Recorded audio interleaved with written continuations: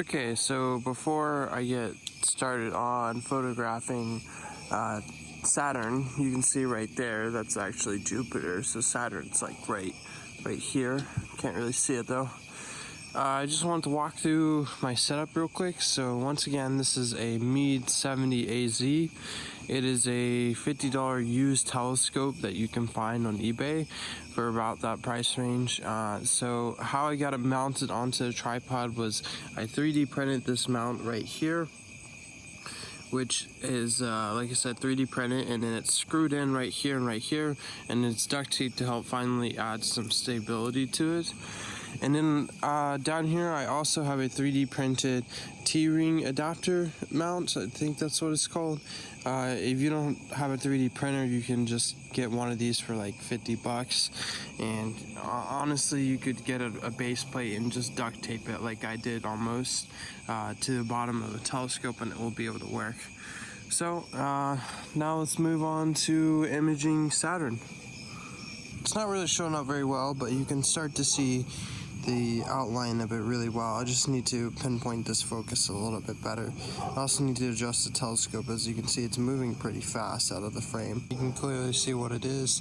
I've set the shutter speed to 1/400th of a second to account for vibrations and shaking, and then I've also set the ISO up to 3200.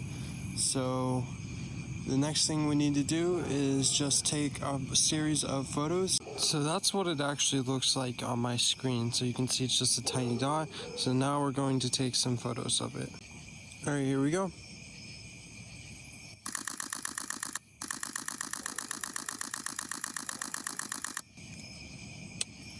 All right, that should be plenty of photos. Let's see how many we took. All right, we took 36 photos. That should be plenty. Now that we have the 36 pictures, what I'm going to do is import it into Photoshop, and I'm going to do a heavy crop on all the photos, and then I'm going to attempt to align it via auto merge, and if that doesn't work, then I'm going to just manually align 36 of the frames. So let's get to it. Okay, so after all that work, after stacking 36 files, here is the image we get.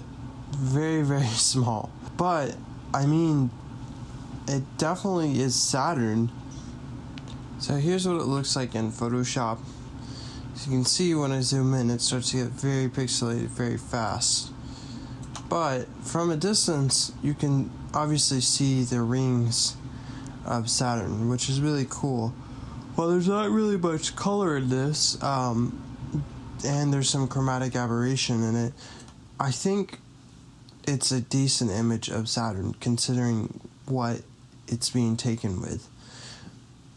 Now, before each one of these images were stacked, if you zoomed in this close, it just looks like a pixelated hot mess before you stacked all the images, which is kind of the reason why I had to stack so many, just to get an image that looked like this.